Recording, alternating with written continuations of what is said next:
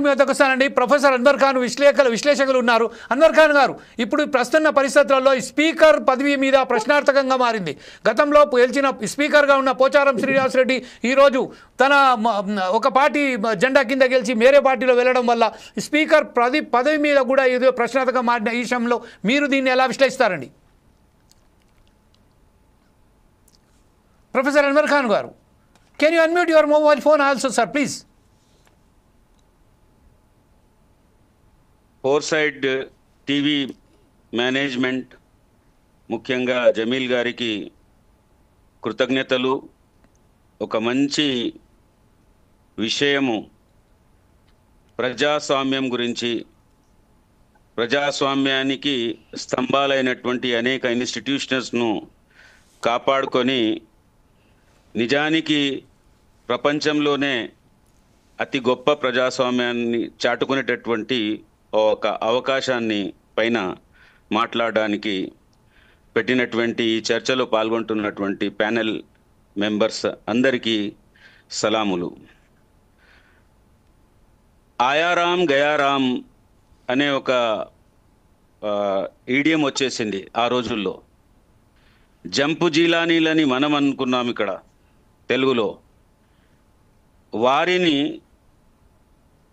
ఆ యొక్క పాత్రల నుండి నిజమైన ప్రజలు వాళ్ళకి ఇచ్చినటువంటి పాత్ర వైపుకు ప్రభుత్వానికి, సమాజానికి, మరి ప్రజాస్వామ్యాన్ని కాపాడడానికి ఈనాటికి బహుశా 30 సంవత్సరాలు అవుతుంది యాంటీ డిఫెక్షన్ లా చేసుకొని మనం.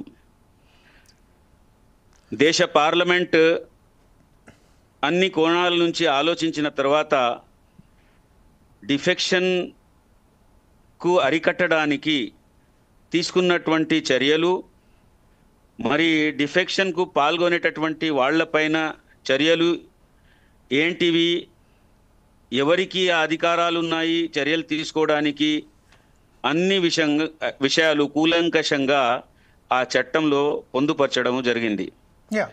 అయితే వాటినన్నింటినీ కాలరాసి కేవలము ఈరోజు ఈ 10 మంది లేక కాంగ్రెస్ పార్టీలో రావడమే కాకుండా గత పాలనలో ఉన్నటువంటి పార్టీ వాళ్ళు కనీసం ఎంపీ, ఎమ్మెల్యే, ఎమ్మెల్సీ అందరినీ కలిపి బహుశా 60 వరకు వాళ్ళు డిఫెక్షన్ ప్రాసెస్లో పాల్గొన్నారు.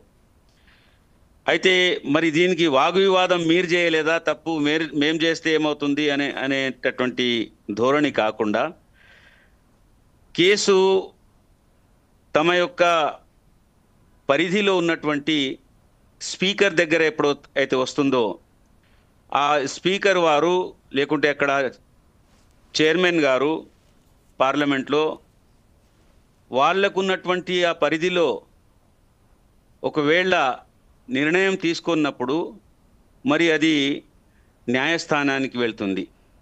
ఇదే పని ఈ కేసులో, ప్రస్తుత కేసులో జరిగింది. హైకోర్టులో 2 సార్లు, సింగిల్ జడ్జ్, ఆ తర్వాత బెంచ్, ఆ తర్వాత సుప్రీంకోర్టులో ఈరోజు స్ట్రిక్చర్స్ ఏవైతే వచ్చాయో లేక కామెంట్స్ ఏవైతే వచ్చాయో నిజానికి అభినందించాలి సుప్రీంకోర్టును. దేశ పాలన గురించి నేను ఒక విద్యార్థిగా, అధ్యాపకునిగా ప్రభుత్వ పాలనా శాస్త్రము, రాజనీతి శాస్త్రము, సెపరేషన్ ఆఫ్ పవర్స్ అనేటటువంటి థియరీని మేము చదివిస్తాము. దానికి అనుగుణంగా ప్రజాస్వామ్యానికి 3 ముఖ్య స్తంభాలైనటువంటి లెజిస్లేచర్, ఎగ్జిక్యూటివ్, జ్యుడిషియరీ తమ జ్యూరిస్డిక్షన్లో వాళ్ళు సరి అయిన విధంగా తమ యొక్క బాధ్యతలను నెరవేర్చాలి. వాళ్ళ మధ్యలో డిఫరెన్సెస్ వచ్చినప్పుడు నిజానికి 3 సుప్రీంకోర్టుకు పైచేయి ఉంటుంది. సుప్రీంకోర్టు దగ్గర వెళ్లాల్సిందే దానికి సంజాయిషి తీసుకోవడానికి. మరి గత 30 సంవత్సరాల్లో జరిగినటువంటి విషయాల్లో సాధారణంగా లెజిస్లేచర్స్ తమ బాధ్యతను ఎక్కడో కొంచెం పొలిటిసైజ్ చేస్తున్నట్టు కనిపిస్తున్నది. అక్కడ అప్పుడు మణిపూర్ను తీసుకున్నా కానీ, ఇప్పుడు ఇక్కడ మన తెలంగాణ తీసుకున్నా కానీ దీన్ని ఢిల్లీ డాల్లీ చేసి ఇది నాది కాదు, మీ బాధలు మీ వంతు అని అక్కడ పంపించడం, ఇక్కడ పంపించడం, ఫుట్బాల్గా మార్చుకోవడము ఇది ప్రజాస్వామ్యానికి మంచిది కాదు. కాబట్టి ఇప్పుడు వచ్చినటువంటి సుప్రీంకోర్టు నిర్ణయము లేక పరిమితి ఏదైతే ఇవ్వడం జరిగిందో వాళ్ళు ఆదరించారు. సుప్రీంకోర్టు కూడా ఆదరించింది, క్రాస్ కాలేదు. అయినా కానీ నేను ఈ విషయంలో చదివినప్పుడు మన స్పీకర్ గారు ఇంకా ఏమన్నారంటే నిపుణులతో చర్చిస్తామన్నారు. చాలా బాధాకరమైనటువంటి విషయం ఇది. ఇంకా నిపుణులతో చర్చించేది ఏంటిది? మీ కోర్టులో బాలుంది, మీకు చట్టం మీకు ఇచ్చింది, బాధ్యతలు మీకు అర్హత అథారిటీ ఇచ్చింది. కాబట్టి అటో ఇటో తేల్చేసాలి. అయితే ప్రజాప్రతినిధులు ఎందుకు వస్తారండి? ప్రజల యొక్క సమస్యలకు తమ యొక్క నియోజకవర్గాల్లో రిప్రజెంట్ చేయడానికి విషయాల్లో మరి వాళ్ళ గురించి వాళ్ళు ఉన్నారా? ప్రజాప్రతినిధులు లేరా? ఏ పార్టీకి చెందిన వాళ్ళు, ఏం లేదు, ఇవన్నీ ఒక తికమకలో వేసే విషయం కదా. దీనివల్ల అది డైరెక్ట్గా ఇది డెవలప్మెంట్ లేకుంటే పాలసీ ప్రాసెస్ పైన ఇన్ఫ్లుయెన్స్ అవుతుంది కదా. మరి కాబట్టి వీటిని అన్నింటినీ అధిగమించాలంటే దీని గురించి ఎలాంటి కన్ఫ్యూజన్స్ లేవు. చట్టం ఉంది, చట్టంలో అన్ని పొందుపరచబడ్డాయి. వాటికి అనుగుణంగా ఎవరికి ఏ బాధ్యత ఇవ్వడం జరిగిందో ముఖ్యంగా స్పీకర్ గారికి వారు తమ యొక్క పాత్రను అతి తొందరగా దాన్ని నిర్వహించాలి. అదే ఇది. అయితే ఈ జంప్ జిలానీలు కూడా పార్టీలు తమ లెవెల్లో దాన్ని ప్రోత్సహించకుంటే బాగుంటుంది. పార్టీలు అక్కడ ప్రోత్సహించడం వల్లనే కదా ఇది ఇంతవరకు జరిగేది. అది మణిపూరే కానివ్వండి, మన రాష్ట్రమే కానివ్వండి, ఇంకా రేపు ఇతర రాష్ట్రాలే కానివ్వండి.